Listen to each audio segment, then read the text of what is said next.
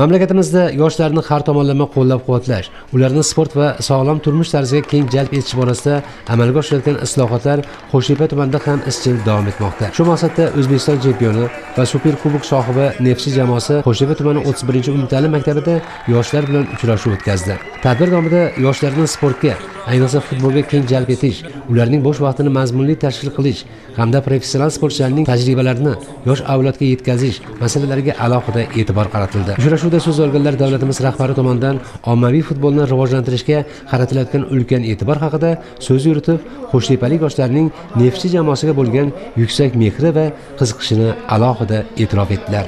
Tadbirda Islombek Ismoil boshchiligidagi jamoa futbolchilari ishtirok etib, yoshlar bilan samimiy suhbat qurdi. Ular professional futboldagi tajriba, intizom, mehnat va katta sportdagi mas'uliyat haqida fikr bildirib, yoshlarning savollariga batafsil javob berdilar. Ochiq muloqot yoshlarda katta taassurot qoldirdi. Bugun Neftchi jamoamiz bilan birgalikda Qo'shtepa tumaniga tashrif buyurdik. Bu uchrashuvdan maqsad bu yerdagi yosh sportchilarni, yoshlarni sportga qiziqishini yanada oshirish hamda o'sha jamoa bilan muxlislar o'rtasidagi munosabatlarni yaqinroq holatga olib kelish maqsadida bu tadbir tashkillandi. O'ylaymanki, tadbir ajoyib tarzda o'tdi.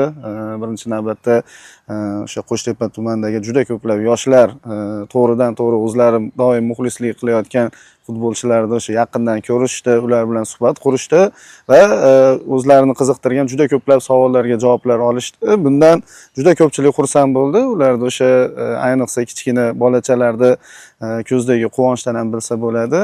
O'ylaymanki, bunaqa tadbirlar yosh avlodni sportga bo'lgan qiziqishini oshiradi. Tadbir yakunida Qo'shtepa tumani hokimligi tomonidan Neftchi jamoasiga kelgusi musobaqalarda muvaffaqiyatlar tilandi hamda jamoaga esdalik sovg'alari topshirildi.